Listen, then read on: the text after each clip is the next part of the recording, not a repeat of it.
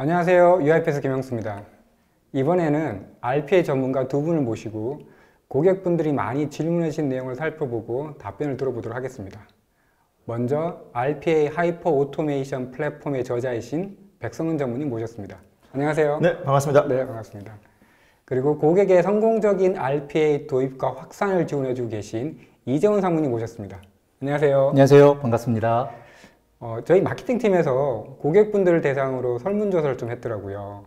그리고 고객분들이 자주 궁금해하시는 내용을 좀 보니까 몇 가지 공통점이 있어서 그 내용들을 오늘 이 자리를 빌어 질문에 대한 답변도 좀 드리고 그리고 상세한 설명도 좀 들어보고자 자리를 마련했습니다. 우선 백선 전무님, 본인이 지금 하시고 있는 역할에 대해서 좀 소개 좀 해주시겠어요? 네, 저는 UiPath 코리아에서 프로페셔널 서비스를 맡고 있는 프로페셔널 서비스 리더입니다. RPA를 시작하시는 기업들 혹은 확산하시는 기업들의 디지털 전략에 대해서 가이드를 해드리고 컨설팅을 해드리고 그다음에 기술적인 부분에 대한 지원을 해드리는 조직을 맡고 있습니다. 네. 네. 이재원 상무님은 보통 좀 다른 분들은 어려울 수 있는데 고객의 성공을 어떻게 도와주고 계신지 좀 설명해 주십시오. 예. 사실 RPA와 자동화 플랫폼은 특성상 초기 도입 이후 전략도 매우 중요합니다. 이에 이제 저희 주요 고객분들이 이제 RPA와 그다음에 자동화 플랫폼을 잘 사용하시고 지속적으로 그리고 의미 있는 확산을 하실 수 있도록 돕는 커스터머 석세스 부서를 맡고 있습니다. 네, 잘 들었습니다. 두 분을 모시고 이제 본론부터 들어가 보도록 하겠습니다.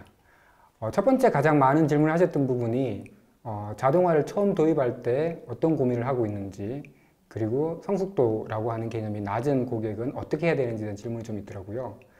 아직은 자동화를 도입하지 않은 고객분들이 더 많으신 것 같아요. 그래서 자동화를 처음 시작하는 시점에서 어떤 고민들을 해야 하고 어떻게 진행해야 될지를 경험이 많으신 백정님께서 좀 설명 좀 부탁드리겠습니다. 네, 자동화를 도입하시려고 하는 고객분들 고민 많으실 거예요. 근데 기존에 했던 기업들, 그 다음에 성공적으로 하고 있는 기업들 경험치를 가지고 좀 몇 가지 말씀을 드리면 네. 첫 번째 제일 중요한 거는 자동화를 왜 해야 되는지에 대한 목표가 좀 명확해야 됩니다. 그러니까 전략과 성공의 정의가 일단 우선 명확해야 되는 거죠. 그리고 자동화를 하려면 필수적으로 그걸 이끌어가는 전담 인력 혹은 전담 조직이 필요합니다. 전담 조직을 어떻게 구성하고 그 사람들한테 어떤 역할을 맡길지가 중요한 거죠. 또 하나 초기에 자동화를 어느 규모까지 할 건지 어떤 부서를 할 건지 전사적으로는 어떤 업무를 할 건지에 대한 그 범위에 대해서 확정하는 부분이 좀 필요하고요. 그리고 개발과 관련해서도 고민이 많으실 겁니다. 내부에 있는 직원들을 활용할 건지 전문가 집단을 적극 활용할 건지 초기에는 가급적이면 전문가 집단을 활용하는 것을 좀 가이드를 해드리고 있고요. 그리고 최근에 많은 고민들이 과연 우리 회사의 직원들의 참여는 어디까지 이끌어야 될지 그 고민들 많이 하시거든요. 이런 부분들은 회사의 환경에 맞춰서 사실 당연히 해야 되는 굉장히 중요한 고민입니다. 그리고 또 하나 방향성이라는 측면에서는 탑다운으로 접근하는 게 좋을 수가 있고 바텀업으로 접근하는 게 좋을 수도 있습니다. 전략적 방향성에 대해서 고민을 해야 되고 그 부분에 대해서는 뒤에 조금 더 다시 설명을 드리려면 기회가 있을 것 같습니다. 네. 시작할 때 고민해야 될 내용이 되게 많은데요. 네. 혹시 이 내용들도 혹시 책에 다 포함되어 있나요? 네, 제 책을 보시면 RPA 성공의 팁 이런 부분들이 좀 들어가 있습니다. 예. 네. 혹시 더 자세한 내용을 듣고 싶다면 혹은 보고 싶다면 백점우님 책을 참고하는 것도 좋은 방법이 될 것 같습니다. 자동화를 처음 도입하는 고객 입장에서는 우리 회사가 어떤 수준인지를 좀 평가하고 싶으실 것 같아요.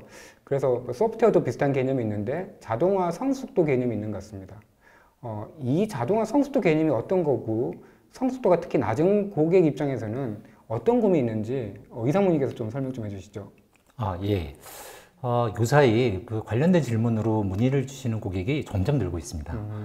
이는 이제 초기 무인 로봇 중심의 RPA 자동화로 이제 효과를 보셨던 고객분들이 요사이 이제 실제 다른 기업들은 어떻게 하고 있고, 그 다음에 향후에는 어떤 방향성으로 진행하면 좋을지에 대한 고민을 반영하는 그런 질문인 것 같습니다.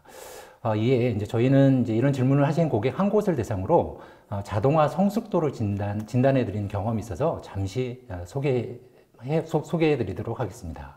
자동화 성숙도 모델은 크게 전략, 운영, 기술 세 가지 측면으로 이제 진단을 하는 건데 현재까지 진행된 내용을 살펴보고 관련된 국내외 베스트 프랙티스를 제시하며 향후 전략과 솔루션 도입 로드맵을 어떻게 하면 좋을지 생각해보는 전체적인 프레임워크라고 보시면 될 것 같습니다. 관련하여 이제 국내 이제 대다수 고객분들은 이제 무인 로봇의 백오피스 자동화로 RPA를 시작하셨는데요. 이후 이제 글로벌 트렌드는 시민 개발자, 그다음에 현업에게 어텐디드 로봇을 하나씩 배치를 하는 그런 모델, 그다음에 RPA 코어 플랫폼으로부터 해서 이제 프로세스 마이닝, 태스크 마이닝, 그다음에 AI 기반 문서 인식 등을 포함하는 자동화 플랫폼을 만들어 가시는 트렌드가 굉장히 가속화가 되는 그런 모습이 이제 관찰되고 있습니다. 이에 이제 성숙도 모델과 이를 통한 진단은 이러한 목표를 달성하기 위한 중간 점검이라고 보시면 좋을 것 같습니다. 이러한 과정에서 좀 제가 보는 특징적인 내용은요, 조직적인 문화적 특성과 그다음에 스폰서십에 관련된 어떤 그 정도, 그다음에 주간 부서가 현업이냐 IT냐 이런 부분들이 좀 다른 점들을 이제 보고 있고요. 이런 부분들이 다름에 따라서 생기는 이슈와 그다음에 챌린지가 일부 발견이 되기도 합니다. 이는 제가 생각할 때는 탑다운 그다음에 바텀업 접근 전략과 굉장히 큰 관련이 있는 것 같기도 합니다. 예. 네, 자동화 성숙도가 되게 어세스먼트 일종이 되는 셈인 거네요. 그러면은 이런 자동화 성숙도를 어떻게 제공받을 수 있는 거예요? 혹시 UiPath가 제공을 해주나요? 네, 저희 프로페셔널 서비스 쪽에서 자동화 성숙도, 그 다음에 성숙도와 관련해서 중요한 과제 발굴, 임팩트 있는 과제 발굴과 관련된 부분을 컨설팅을 제공해 드리고 있습니다. 그럼 처음 시작하실 때 성숙도도 체크해 보시고 우리가 어떤 방향으로 가야 될 건지도 UiPath 통해서 제공을 받았다는 얘기 되네요. 맞습니다. 시작 단계 혹은 확산 단계에서 한 번 정도 점검을 받아 보실 만합니다. 되게 좋은 것 같습니다. 앞에 백정훈님께서 처음 시작하는 경우 탑다운과 바텀업을 잠깐 얘기하셨는데 이 두 가지 대해서 좀 더 자세하게 좀 설명해 주십시오. 고객분들이 많이 궁금해하시는 것 같더라고요. 어떤 게 탑다운이고 어떤 게 바텀업인지. 네, 꽤 중요하고 꽤 전형적인 질문이긴 합니다. 네. 탑다운과 바텀업이 과연 어떻게 다를까?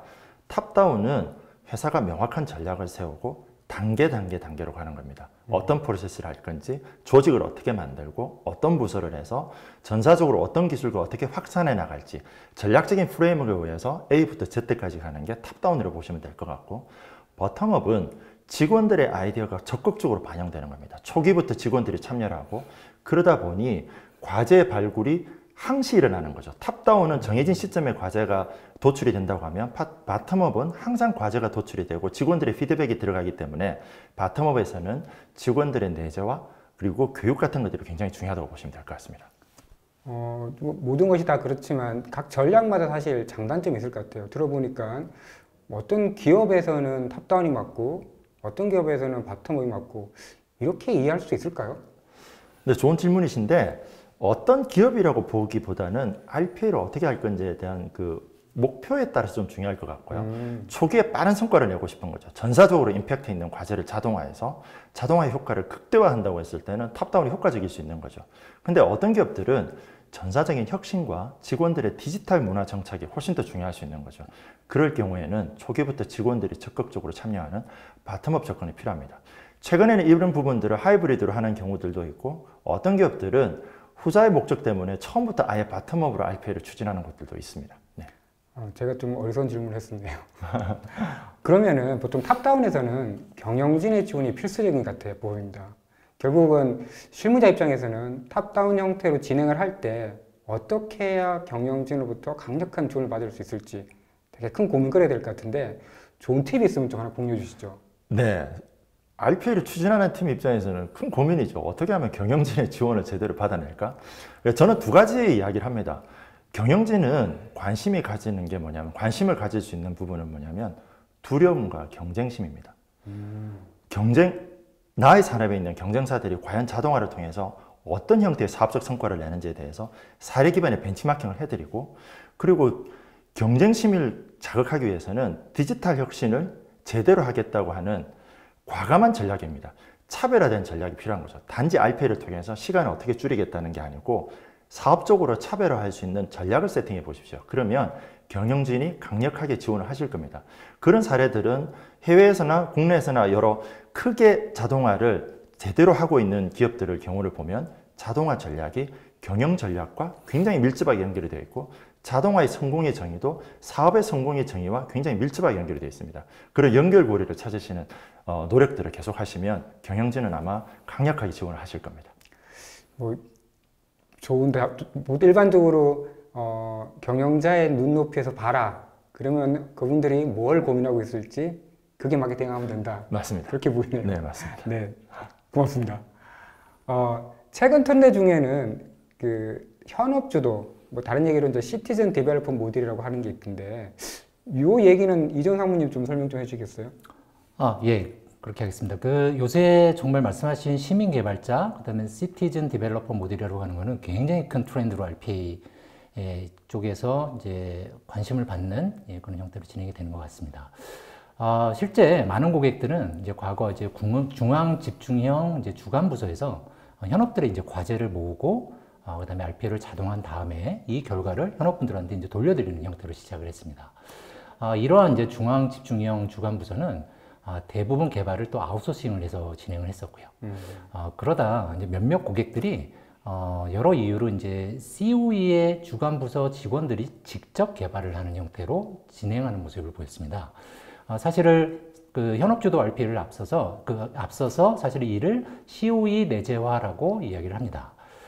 이후에 이제 COE의 과제를 제출하는 현업 부서들이 관심을 가지고 직접 개발을 하는 형태로 추가 진전이 되었는데 이를 현업주도 RPA라고 이야기를 합니다. 주로 시민 개발자, 그다음에 시티즌 디벨로퍼 모델은 현업주도 RPA를 이야기한다고 보시면 될 것 같고요. 이러한 시민 개발자들이 직접 개발을 하다 보니 같은 부서의 개발을 하지는 않지만 개발된 최종 자동화 모듈만 사용하고자 하는 현업들이 또 생깁니다. 이 분들은 많은 국내 고객분들이 간과를 하고 계신 부분이기도 한데요. 로봇만 사용하는 로봇 사용자라고 저희가 보통 정의를 합니다. 일반적으로 얘기하는 1인 1로봇이라는 이런 용어는 최종적으로 이 형태를 이야기한다고 보시면 될 것 같습니다. 예, 고맙습니다. 그러면은 시티즌 디벨로퍼 모델은 기존의 COE 중심으로 했던 전략과는 사뭇 다른 형태가 될 것 같은데, 그러면 시티즌 디벨로퍼 모델을 성공적으로 런칭하거나 정착시키기 위해서는 어떤 부분을 좀 더 챙겨봐야 될까요? 예, 굉장히 중요한 질문이신 것 같습니다. 몇 가지 중요한 항목들이 지금 생각이 나고 있는데요. 첫 번째는 제일 중요한 건 경영진의 스폰서십과 그다음에 경영진의 마인드가 아닐까 생각을 합니다. 중앙 집중형 관료와는 다르게 시민 개발자 모델은 굉장히 작은 태스크에 가까운 과제들이 많이 이제 대상이 되고 있는데요. 이런 작은 과제들이 비중이 작다고 무시하거나 간과되지 않고 그다음 지속적으로 독려할 수 있는 지원 체계가 필요해 보입니다. 두 번째는 이러한 스폰서십 하에 세밀한 교육 체계입니다. 사실 UiPath는 이제 고객 특성을 표현하는 페르소나라는 용어로 현업에게 적절한 개발 툴 그리고 적절한 로봇을 제공하고 있고요. 그 다음에 시민 개발자 분들에게는 각종 온라인, 오프라인 교육을 제공을 하고 있습니다. 고객이 원하실 때는 해당되는 컨설팅을 또 제공을 하기도 하고요. 세 번째는요, 이를 잘 지원하는 거버넌스 체계입니다. 전사 직원들이 참여하는 모델인 만큼 COE의 역할이 과거보다 훨씬 더 중요해지고, 그 다음에 COE에서 거버넌스 프로세스와 그 안에서 지원 체계를 잘 세팅하는 것이 매우 중요해집니다.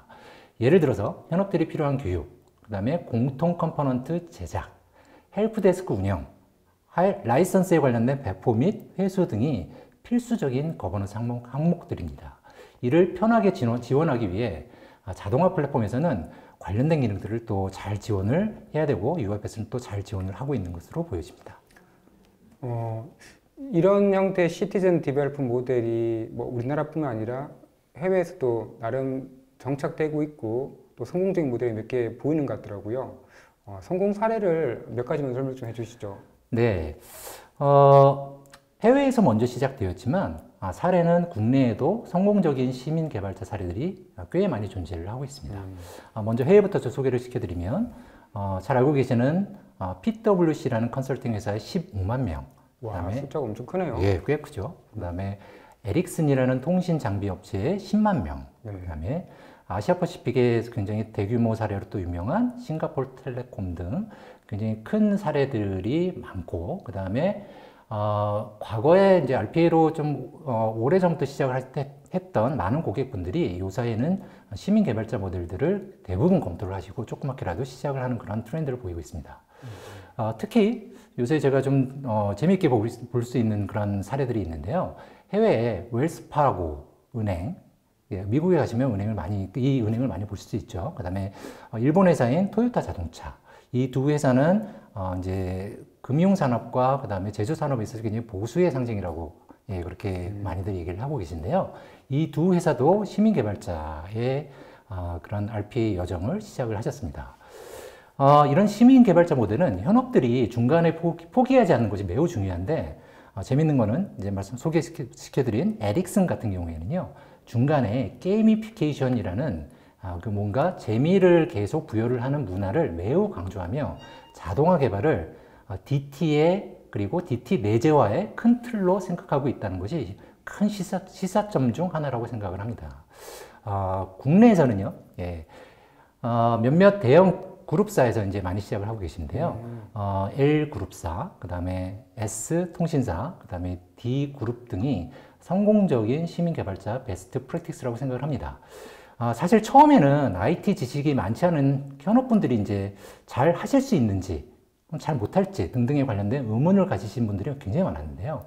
이런 고객분들이 지금은 완전히 정착된 모습을 보이고 있습니다. 특히 이 중 한 곳은요, 현업 특성에 맞는 스튜디오와 스튜디오 X 개발 툴의 적절한 선택, 그 다음에 COE의 지원 체계, 그 다음에 아웃소싱과 COE 내재화의 적절한 조화 등 매우 세밀한 전략을 세우시고 진행을 하는 그런 고객을 또 볼 수 있습니다. 마지막으로 이제 스튜디오 X를 중심으로 국내의 많은 고객사들이 점점 더 많이 시민 개발자 모델을 시작을 하고 계시는 모습을 또 보고 있는데요. UiPath는 이러한 고객들을 직간접적으로 지원을 하고 있습니다. 특히 고객들이 많이 필요로 하는 부분은 교육이고, 그 다음에 확산을 하기 위한 거버넌스, 그 다음에 지원 체계들이 굉장히 중요한데 이런 부분들을 UiPath들이 조금 더 성심성의껏 지원을 하려고 노력을 하고 있습니다. 들어보니까 툴도 중요하지만 시민 개발자, 시티즌 디벨로퍼 같은 경우에는 개발자 출신이 아닌 비즈니스 유저들을 대상으로 하다 보니 지속적인 교육 체계, 그리고 사실 뭐 헬프데스크 같은 지원 체계가 이제 필수인 셈이 되는 것 같습니다. 혹시 이거를 우리가 어떻게 도와줄 수 있을까요? 네, 최근에 RPA 관련해서 하나의 화두가 내재화, 그에 따른 컨설팅 회사의 러닝 컨설팅입니다. 저희 UiPath도 물론 이제 러닝 컨설팅을 제공해 드리고 있고, 중요한 거는 교육을 어떻게 할 거냐, 교육의 출발점은 누구한테 무엇을 교육할 거냐입니다. 아까 이재원 상무께서 말씀하셨다시피 페르소나를 구분해서 어떤 사람은 개발자로 교육을 할 거고 어떤 사람은 사용자로 교육을 할 거냐는 거죠. 이런 부분들이 명확하게 정의가 됐을 때 교육에 대한 커리큘럼이 나오고, 그리고 교육 커리큘럼이 나와서 실제 교육을 하게 된다고 하면 각각의 역할에 맞는 이 사람들을 어떻게 양성하고 관리하고 지원하고, 또는 필요할 경우에는 이 사람들한테 더 잘하게끔 독려하는 이런 부분들이 RPA 여정, 그러니까 직원의 유형별 RPA 여정을 설계하는 게 굉장히 중요합니다. 아까 이재원 상부께서 소개했던 이제 아시아에 있는 통신회사, 그 통신회사의 경우에는 직원들을 나눈 거죠. 단지 사용하는 직원들은 익사이트, 어떻게 하면 로봇을 더 많이 쓸 수 있게, 그 사람들은 로봇을 사용하고 피드백하는 부분에 대한 체계적인 교육을 하고, 그 다음에 중간에 회사의 변화를 이끌어가는 파워 유저들, 셀프 유저들, 이 사람들은 어떻게 하면 자동화를 스스로 개발을 하고 자동화를 팀을 위해서 개발할 수 있는 역할에 맞는 교육들, 그리고 맨 위에 전문 개발자들은 전문 개발자에 맞는 교육 체계, 이런 것들이 사실은 굉장히 중요한 부분이고, 체계적으로 해나갔을 때 직원 입장에서는 효과적인, 회사 입장에서는 시티즌 디벨로퍼 모델이 만들어지고 성과를 낼 수가 있는 거죠. 예, 잘 들었습니다. 처음 시작할 때 무엇을 고민해야 되고 성숙도가 낮은 고객이 뭘 준비해야 되는지 첫 번째 질문에 대한 아마 답변이 좀 됐을 것 같고요. 두 번째로 질문하셨던 게 ROI 관련된 내용입니다. 기업들이 RPA를 도입할 때는 결국 ROI를 중요하게 생각하게 될 텐데요. 기존 COE 중심 모델에서의 ROI는 보통 어떻게 산출하나요? 네, 굉장히 클래식한 질문이고 굉장히 중요한 질문입니다. 중요한 질문. ROI를 어떻게 할 거냐? ROI는 Return on Investment입니다. 내가 인베스트하는 거에서 어떻게 리턴이 될까? 단지 머니 게임을 한다고 하면 되게 심플하죠. 내가 투자한 돈 대비 얼마나 회수가 됐을까? 근데 ROI를 RPA라는 측면에서는 약간 비즈니스 함수를 좀 말씀드리고 싶습니다. 첫 번째, 리턴이란 성과 함수라는 게 도대체 RPA에서 뭘까? 제가 보기에는 얼마나 많은 과제를 하느냐, 그리고 그 임팩트 있는, 과제 임팩트의 곱하기인 거죠. 효과 있는 과제를 발굴하는 게 리턴을 극대화하는 데 굉장히 중요합니다. 특히 회사 중심의 자동화일 경우에. 자, 두 번째 이제 인베스트먼트를 보는 거죠. 인베스트먼트, 비용이라고 보는 거죠. 비용은 최소화 함수입니다. 최소화 함수를 하려면 굉장히 중요한 부분은 제대로 된 RPA 솔루션입니다. 그리고 두 번째는 실력 있는 개발자. 또 하나 마지막으로는 굉장히 빠른 개발인 거죠. 그러므로 인해서 비용을 최소화할 수 있습니다. 그게 RPA ROI 함수인 거죠. 이게 제가 말씀드린 이 요소들을 어떻게 적절히 관리하고 어떻게 적절히 밸런스를 맞추면서 저글링 할 수 있느냐. 이게 ROI를 극대화할 수 있는 요소라고 보시면 될 것 같습니다. 보통 단순하게 재무적으로만 보지 말고 조금 더 넓게 봐야만이 ROI를 잘 측정하고 평가할 수 있어 보이는 거죠. 맞습니다. RPA는 비즈니스 프로젝트입니다. 네. 예. 좋은 얘기 고맙습니다. 만약 지금 이제 COE 중심으로 했을 때 그렇게 본다면은 시티즌 디벨로퍼 모델 같은 경우에는 ROI를 얘기하신 것처럼 조금 더 다르게 볼 수 있을 것 같아요. 시티즌 디벨로퍼 모델에서는 어떻게 보는 게 좋을까요? 예. 제가 생각할 때 시민 개발자 모델에서 가장 중요한 ROI의 관점은 한마디로 말씀드리면 규모의 경제일 것 같습니다. 일단 시민 개발자 모델에서 대상이 되는 과제들은 대부분 작은 태스크입니다. 이런 작은 태스크를 자동화하는 만큼 많은 사람들이 개발을 하고 많은 분들이 동일한 과제를 많이 사용을 할 때 ROI는 이제 극대화가 될 수 있습니다. 이 시점에서 고객분들을 만나면서 이제 고객분들이 많이 이제 좀 간과하시고 놓치시는 부분이 좀 있어서 잠깐만 좀 짚고 가고 싶은 그런 이제 부분이 좀 하나가 있습니다.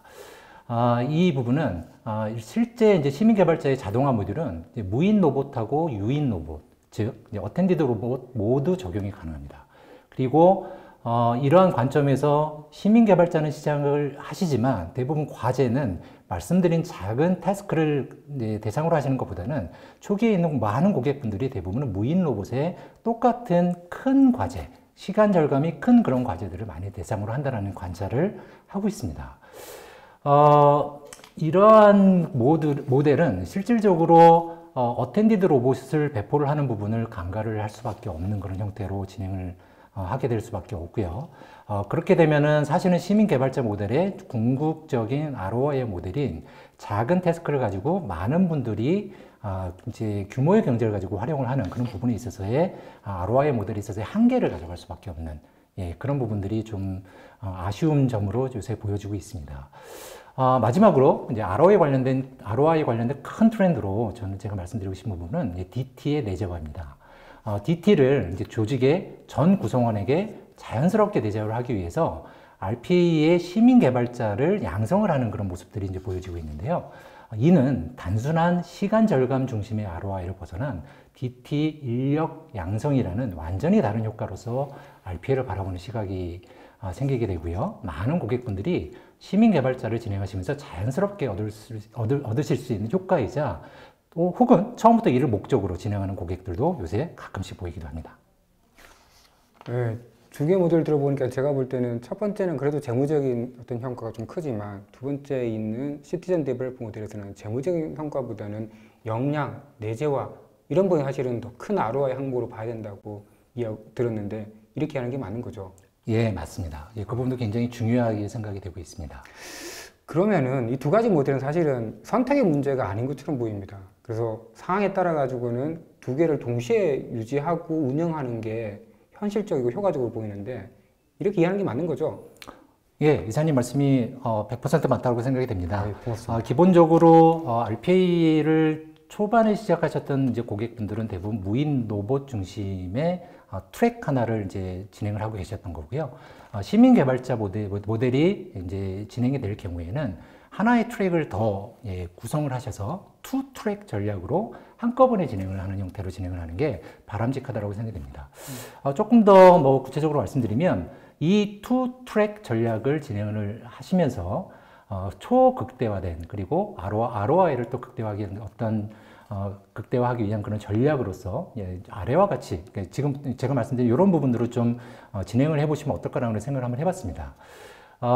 일단은 시민 개발자를 일부를 양성을 합니다. 고객분들이. 네. 예, 그러면 시민 개발자분들이 이제 본인들의 이제 과제를 이제 개발을 하시게 되겠죠.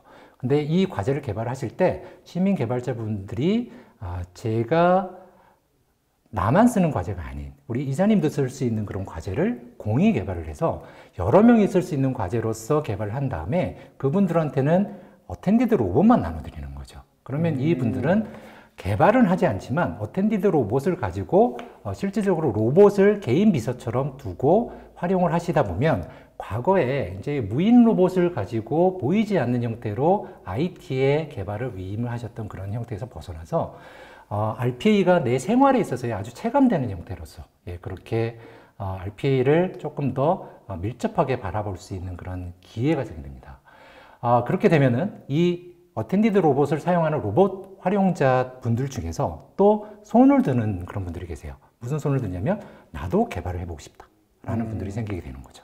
그러면 자연스럽게 시민 개발자가 점점 늘어나는 그런 양상으로 이제 갈 수 있기 때문에 이런 그 과정을 통한 전략을 구사를 하는 거는 제가 볼 때는 이제 극대화된 ROI나 그다음에 투트랙 전략에 있어서 굉장히 중요한 전략이라고 생각이 되고 있고요. 그다음에 이런 모든 과정을 거버넌스로 지원한 주식이 향후 기대되는 COE의 모습이라고 생각을 하고 있습니다. 예. 이렇게 되면 사실 앞에 이 상무님 얘기하신 것처럼 만드는 사람뿐만 아니라 만들어진 자동화를 이용하면서 생기는 베너핏도 큰 ROI 항목을 잡아야 될 것이고 그게 어쩌면은 디지털 트랜스포메이션의 하나의 방안으로 역량도 키워지고 실제 자동화를 할 수 있는 캐퍼빌리티가 커진다고 보면 되겠네요. 네, 저는 그 부분을 굉장히 중요하게 생각을 하고 있고요. 네. 지금 RPA 업계에 있어서 이 부분이 조금만 보강들이 되시면 고객분들이 훨씬 더 큰 효과를 더 달성할 수 있지 않을까 이렇게 생각을 하고 있습니다. 네, 고맙습니다. 그러면은 자동화를 도입한 고객분들은 사실 이제 자기 일을, 일부 일을 로봇이 대신 해주고 있거든요. 그러다 보면은 직원분들의 실질적으로 일하는 시간이 많이 줄어들었다고 얘기하는 것 같아요. 그러면 이 줄어든 시간에 어떤 일을 해야 되고, 이제 RPA가 도입되기 시작하면은 일이 줄어들 텐데, 어떻게 활용하면 좋을지를 한번 얘기해 줄 수 있을까요? 제가 반문을 드려보겠습니다. 예. 자동화가 되면 과연 시간이 줄었을까요? 업무 시간이? 제가 할 일을 로봇이 해주니까 좀 주는 게 아닌가요? 물론 초과 근무 시간이 줄 수는 있겠지만은 직원들이 하는 업무 시간 자체가 줄지는 않는다고 봅니다. 사례를 보면 자동화를 통해서 내 업무의 그 단순 반복적인 일들이 사라지니 직원들은 어떻게 하면 디지털 스킬을 더 올릴 수 있을까? 학습하는 데 시간을 쓰고 또 다른 사례를 보면 조금 더 이제는 내가 일을 하는 것보다는 로봇을 어떻게 더 효과적으로 활용하지? 로봇을 효과적으로 활용하는 데에 대한 창의적인 사고, 그리고 내가 중요하게 회사에서 중요하게 생각했던 일들을 기존에는 시간이 부족해서 못했던 일들, 이런 좀 더 난이도가 높고 좀 더 중요한 일에 도전하는 직원들의 시간이 늘어나는 거죠. 한 예를 들면 뉴욕에 그 자선단체가 있는데 그 자선단체에 있는 직원들은 당연히 내가 봉사를 하려고 입사를 했는데 일주일에 한 4시간을 그냥 엑셀 파일을 카피 페이스트 하는 데만 시간을 보낸다는 거죠. 내가 하고자 했던 일을 할 수가 없는 거죠. 그 일주일에 4시간을 자동화를 해서 싹 빼준 거죠. 그럼 그 사람들이 4시간이 과연 업무 시간이 줄어들었을까요? 그건 아닌 거죠. 내가 정말 자선단체에서 하려고 했던 일에 내 4시간을 쓸 수 있는 거죠. 그런 것들이 업무 시간의 시프트지 시간이 줄어들었다고 보지는 않습니다. 네. 들어보니까 제가 좀 어리석은 질문한 것 같네요. 얘기하신 것처럼 내일은 회사가 사실 40시간, 주 40시간을 줄여주진 않죠. 네. 그 시간은 그대로 있고 하던 일이 조금씩 바뀌고 더 창의적이고 가치 있는 일 쪽으로 좀 바뀌는 게 네. 결국 자동화를 도입하고 직원분들이 피부로 느끼게 되는 거군요. 지금까지 만약 큰 규모의 자동화를 진행해야 어쩌면은 좀 더 큰 성과를 내게 될 텐데 이렇게 하려면은 어떤 부분을 좀 더 고민하고 좀 살펴봐야 되는 걸까요? 제가 조금 예를 한번 설명을 드려보겠습니다. 관성의 법칙에 의해서 동일한 속도로 돌아가는 바퀴가 하나 있다고 보는 거죠. 자동화 아이디어를 내고 개발을 하고 사용을 하고 피드백을 하고 자 이제 이 바퀴를 가지고 먼 거리를 가고 싶은 거죠. 빨리 가고 싶은 거죠. 그럼 어떻게 해야 될까요? 첫 번째는 그 바퀴의 크기 자체를 키우는 겁니다. 바퀴의 크기를 키우는 거를 저는 직원들이 참여하는 것 같아요. 전문가들에 의한 개발이 아닌 직원들이 참여를 함으로 인해서 관성의 법칙으로 돌아가는 바퀴의 크기가 늘어나는 거죠. 자, 이제 두 번째, 멀리 가려면 두 번째는 뭘 해야 될까요? 이제 바퀴의 크기를 키웠는데 관성의 법칙으로 달리는 바퀴에다 속도를 가하는 거죠. 속도를 가하려면 충격을 주고 힘을 가하는 겁니다. 저는 그 힘을 가하는 게 RPA와 새로운 기술의 융합이라고 봅니다. 새로운 기술이 융합이 되면서 엔드-투-엔드 자동화가 되고 효과는 극대화되는 거죠. 최근에 마이닝 기술들, AI, 인텔리전트 OCR 같은 기술들이 자동화와 연결이 돼서 그 속도를, 그 바퀴를 키우고 빨리 가게끔 하는 거죠. 아마 기술적인 부분에 대해서는 저희 김영수 이사님이 좀 더 첨언해 주시면 좋을 것 같은데요. 어떠세요? 그 얘기하신 것처럼 그 자동화가 사실 UI 자동화뿐만 아니라 예전부터 API 자동화도 있었거든요. 그러고 보니까 UiPath도 최근에 클라우드 엘리먼트라는 회사를 인수하고 원래 그 회사가 API 기반의 인티그레이션을 많이 해놨더라고요. 그래서 자동화를 할 때 만약 클라우드 엘리먼트가 미리 만들어 놓은 API 연동이 있다면은 그 부분을 쉽게 사용할 수 있어서 자동화할 수 있는 영역이 더 커지는 것 같기도 합니다. 그리고 RPA를 많이 고려하시는 부분 중에 도입하신 고객들 중에 보면은 변경에 대해 사실 좀 많이 걱정을 하시더라고요. 그 변경이 업무가 살아있는 업무다 보니까 업무의 요건이 바뀌기도 하고 업무의 환경이 조금씩 바뀌기도 합니다. 이렇게 바뀌고 나면은 결국 이제 자동화 부분을 어떻게 따라가요? 바뀐 것에 대해서 어떻게 민감하게 대응할 수 있을까? 이런 얘기를 많이 하시더라고요. 그런 부분에 대해서는 어쩌면은 UiPath 가지고 있는 몇 가지 기술적인 방법 중에 UiPath는 자동화 프로세스를 만들 때 쓰는 그 워커플로우 프로세스와 실제 그 프로세스가 어떤 UI를 클릭하고 어떤 값을 입력해야 되는지 요 UI 액션에 대한 부분을 사실 두 개를 좀 분리했더라고요. 그래서 저희들이 부르는 용어로는 이제 오브젝트 리파지토리라는 개념을 쓰고 있는데 요 두 개를 분리해서 예를 들어 버튼이 바뀌었어요. 그러면은 전체 프로세스를 손대지 않고 버튼 바뀐 것만 업데이트를 해주면은 전체 프로세스가 문제없이 돌아가는 형태가 되는 거죠. 또 하나가 시스템을 보통 개발할 때 대부분 사람을 위해서 시스템을 만들잖아요. 그러면은 자동화 할 때도 논리적으로 보면은 그 나오는 이름, 레이블을 보고 객체를 선택하는 형태로 만들어 놓으시면은 여전히 새롭게 만드는 시스템도 혹은 변경되는 시스템도 사람이 인지했을 때는 이전과 큰 차이가 없어야 업무하기 쉬워지니까 그렇게 동작하게끔 하려면은 UiPath에 있는 앵커를 제대로 활용하는 방법도 되게 좋은 안이 되겠더라고요. 그리고 변경이 생길 때마다 뭐가 변경됐는지를 일일이 관리를 해준다면은 기존에 이제 소프트웨어 개발할 때 형상 관리 툴을 많이 쓰는데요. 소스 코드 관련해가지고 UiPath는 이렇게 형상 관리를 위한 툴들이 잘 되어 있긴 합니다. 요즘 공짜로 쓸 수 있는 Git 같은 기능을 이용해서 형상을 잘 관리하고 그 다음에 그 형상이 어떤 게 바뀌었는지를 한눈에 볼 수 있다면은 아마도 변경이 생길 때는 훨씬 더 쉽게 대응할 수 있어 보이긴 합니다. 지금까지 고객분들이 자주 질문하시는 내용에 대해서 우리 백성 전무님 그리고 이전 사무님 모시고 얘기를 좀 들어봤습니다. 아마도 지금 저희들이 질문 받거나 마케팅을 통해 조사했던 내용에 대해서는 설명을 좀 드렸는데 어떻게 궁금하셨던 부분이 말끔히 해소되셨나요? 아니 해소되지 않으셨다면은 영업 대표를 통하거나 아니면 korea@uipath.com으로 질문을 남겨주시면은 저희들이 추가 질문에 대해서 성실하게 답변을 드리도록 하겠습니다. 지금까지 질문을 아주 친절하고 아주 자세하게 답변해 주신 백성 전무님, 이전 사무님 고맙습니다. 네, 감사합니다. 감사합니다. 네, 그리고 마지막까지 시청해 주신 여러분 고맙습니다. 마지막에 서베이 있는 거 아시죠? 잊지 말고 꼭 참석해 주십시오. 이제 RPA 데이를 마치도록 하겠습니다. 고맙습니다.